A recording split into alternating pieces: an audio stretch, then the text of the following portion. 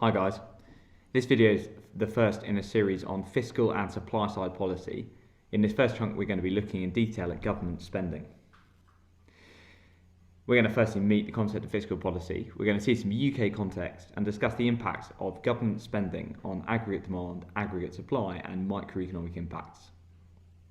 Let's start big picture.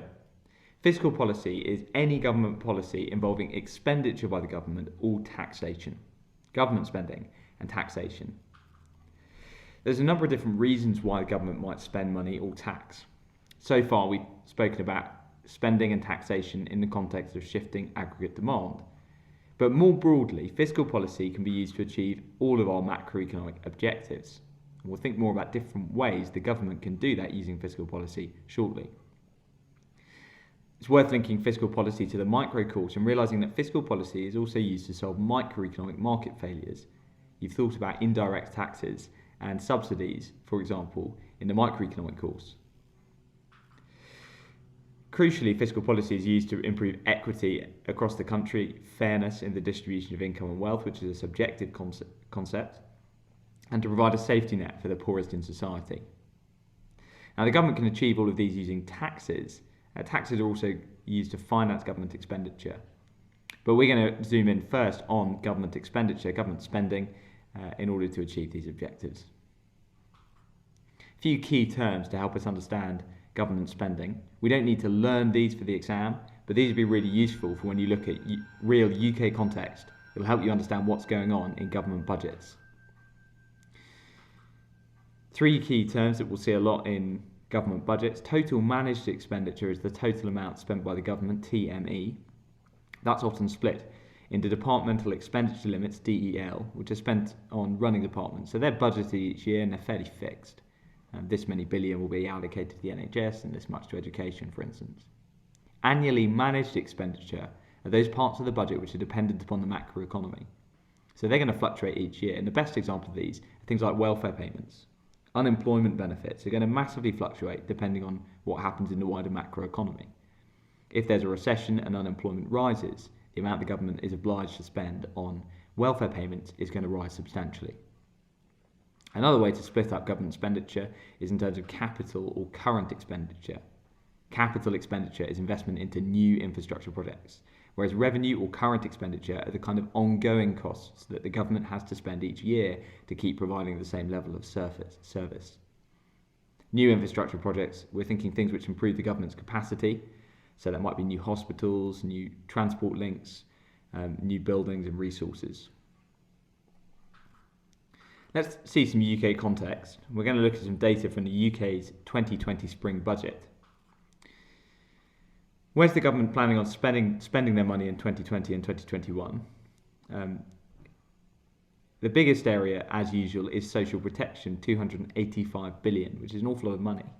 Social protection includes welfare benefits, primarily, but it also includes social care services and all of the admin costs that go alongside running that. The biggest chunk of social protection is state pensions, which are around 100 billion. Disability allowance and child protection are the second biggest chunks. And relatively small amounts of money comparatively are spent on things like unemployment benefits. It's worth noting as well that in 2020 the government is planning on spending £56 billion just on debt interest. So this is just money spent covering the debt the government has already accrued. We'll dig into education and health separately. These are politically quite charged areas that are worth being aware of in a bit more detail. It's worth saying as well that all this data comes from the spring 2020 budget, but that budget has already changed substantially. With coronavirus, all of this information is becoming out of date extremely quickly. And when we look back on this financial year, we'd expect to see these different categories looking very different in the light of the current crisis. Here's another graph from the same budget, and it shows the different contributions to GDP of various different aspects. So it's measuring, the black line's measuring predicted GDP growth, and then the bars measure where that growth is likely to come from. And as we'd expect, private consumption is the largest part. Fixed investment, the dark grey, is similar. Net trade is usually negative. And then we can see government expenditure is towards the top of those bar charts. It's not a very helpful colour scheme. But I think the big takeaway is that in these last few years, in 2019 and then forecast going forwards, government expenditure is likely to play a more significant role as the Conservative government starts ramping up spending. This latest budget involved much more spending than you'd expect from the Tories historically, and they're forecasting quite a big role of government expenditure in GDP growth. Based on what has happened since this budget came out, we'd expect government expenditure to be an even larger portion, but most of the other components to be very small, if not negative. And we're likely to see negative growth in the UK in the 2020s. A little bit more historical context, this is UK government debt as a percentage of GDP from 1920 to 2018. It's worth noting the big trends. Before this graph begins, classical economics was the dominant force. Classical economics doesn't like debt, and therefore the dominant economic orthodoxy was that having a balanced government budget was essential. If we were to extend this graph further back, we'd see UK national debt falling substantially through the 1800s. When we hit the early 1910s, 1920s, World War I and World War II called debt to rise, but at the same time Keynesian economics came to the fore.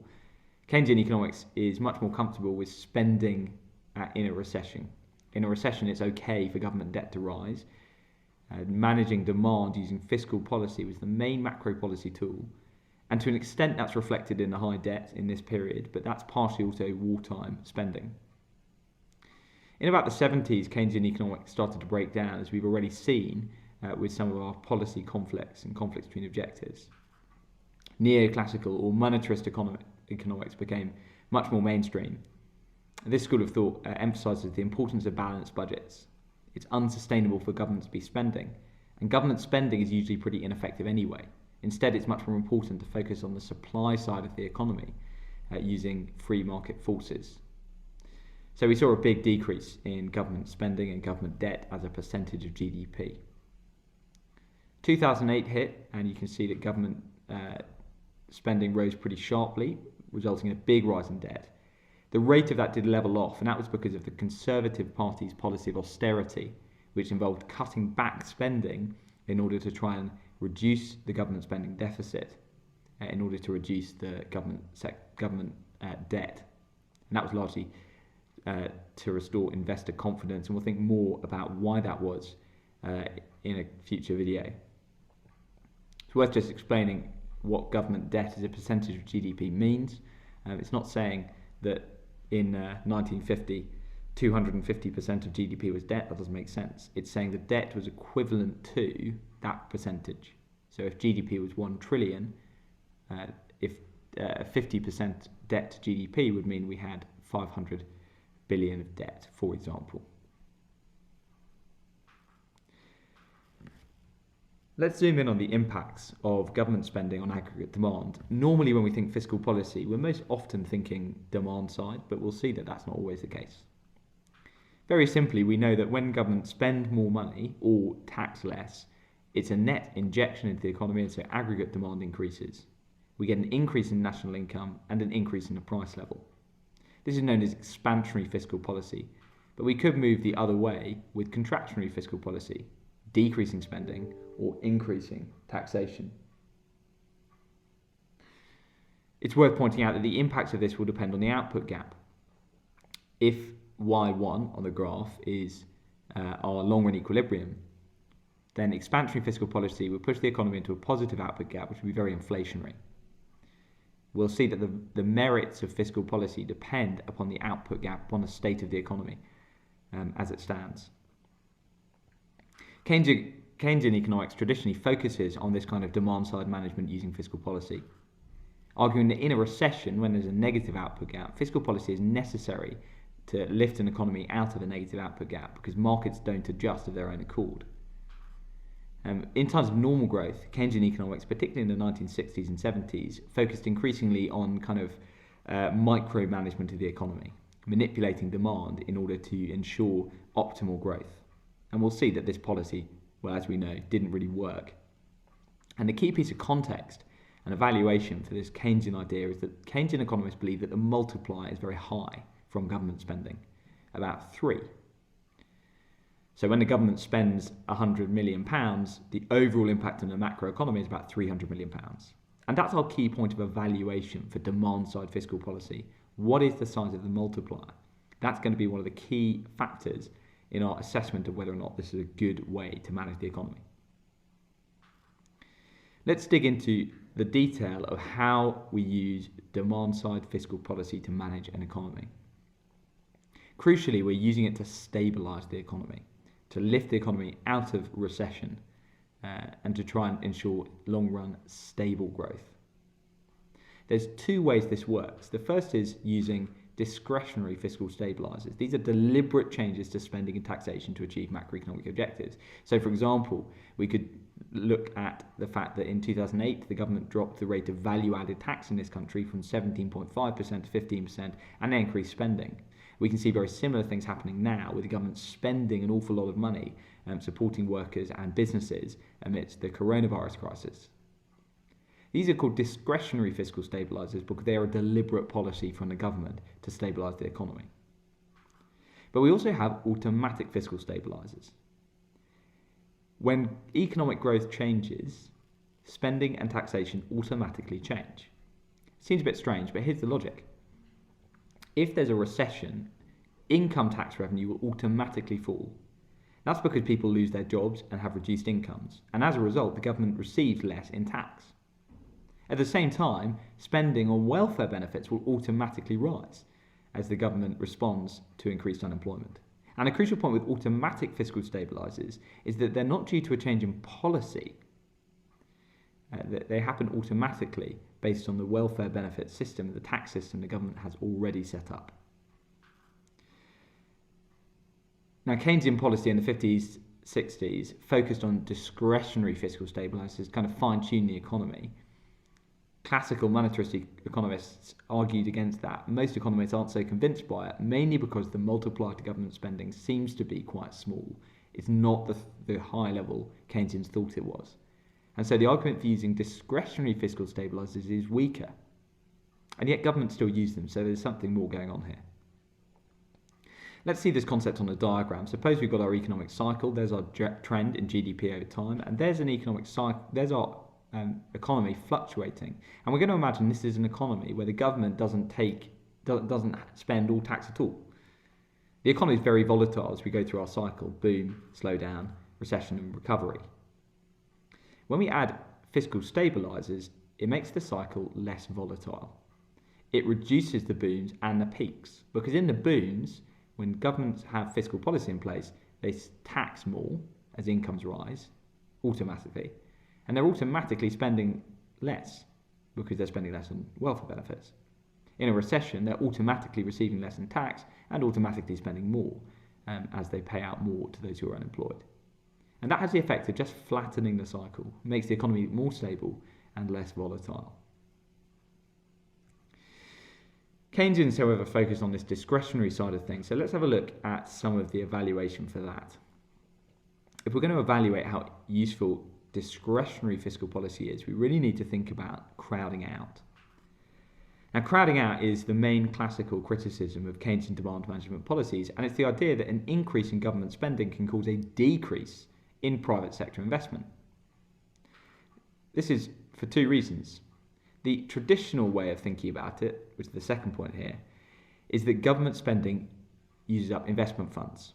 So governments borrow to spend, and that uses up funding that banks are offering. They therefore charge a higher interest rate, which makes it more expensive for private firms to invest, and so we get less private sector investment. That's the traditional way of thinking about it, but I think it's much easier to think about it in terms of resource use, more generally, not just funding. So take construction firms. If you're a firm building a factory, investing in a factory near the HS2 route, you might find it's much more difficult these days to find the resources you need. Construction firms and skilled workers might be used up by the government constructing HS2, this high-speed rail network. It's therefore going to be more expensive for you to invest. That's the idea of crowding out. More government spending on more government investment makes it more difficult for private firms to invest. And that means, as we'll see in a moment, the multiplier from government spending is probably quite low, might even be less than 1. Let's see that on a diagram. The easiest way to show it is this trade-off using a PPF. So here's our production possibility frontier, showing the trade-off between private investment and public investment. We might start at point A, but the idea with crowding out is that when the government increases their investment, private sector investment decreases. So that movement from A to B is crowding out. It means the multiplier is less than we might have thought, because even as government spending increases, increasing aggregate demand, investment decreases, and therefore the overall impact on aggregate demand is less than we might have thought. It's a really neat concept to evaluate the idea that we should use demand-side policy to manipulate the macroeconomy. It just suggests that government spending isn't very effective, and that we'd be better off letting the private sector do the investment. It's an argument for more free market policies, making it easier for the private sector to invest. That being said, Keynesians still critique this. Newer, more modern Keynesians argue that this isn't necessarily the case in a recession. If we're in a recession, confidence may be so low that there might be quite a lot of spare capacity in the investment market, quite a few spare resources left to invest. And if we're at C, that means we could get an increase in both private investment and public investment. When the government invests more, it doesn't crowd out public investment, it might even increase it due to the accelerator effect. The idea that when aggregate demand and national income increases, firms increase their investment in order to match the anticipated future demand. So we can get this movement from C back to our PPF, we can get more public investment and more private investment, suggesting there's a really big multiplier from government spending, and this is known as crowding in. It's worth saying that crowding in is a really technical concept, and it's not strictly speaking in the AQA syllabus, but it's an idea that's really worth dropping into our evaluation if we're feeling fancy in an exam. So we've got lots of different ways to evaluate and critique and tear apart demand-side fiscal policy. Let's have a quick overview of some of the other impacts of fiscal policy just to close. The impacts on aggregate supply we're going to think much more about in a few videos' time when we talk about supply-side fiscal policy. But just to give you an overview, it's worth being aware that government spending isn't just about aggregate demand.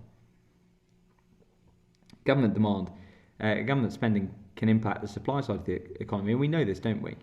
So, for example, spending on education is all about increasing human capital, the quality of our workers over time, increasing their productivity. Healthcare is similar. It's going to increase productivity because our workers are more healthy, they're more able to work. Investment in big investment projects can improve the productive capacity of the economy, things like HS2, transport links, as we've spoken about, putting in place telecommunications links. All of these networks that the government builds increase the economy's ability to produce and impact long-run aggregate supply. That's supply-side fiscal policy. We'll look more at it in a few videos' time. It's also worth crucially being aware that government spending has microeconomic impacts. It's not just about demand management or even aggregate supply management. So, for example, social protection spending, the biggest chunk in government spending, is really crucially driven by the idea of redistribution of income. Governments view inequality as a market failure, at least to some extent, and so they spend money redistributing that around the country. Good examples to be aware of are things like the JSA, the Job Seekers Allowance at £74 a week, state pensions, a disability allowance. Similarly, subsidies. Governments grant subsidies to firms which are deliberately targeted to increase the supply in certain industries to correct market failure or to meet shortages. It's a microeconomic policy. It's very rare that we get macro-scale subsidies, though that's effectively what we're seeing in the wake of Corona.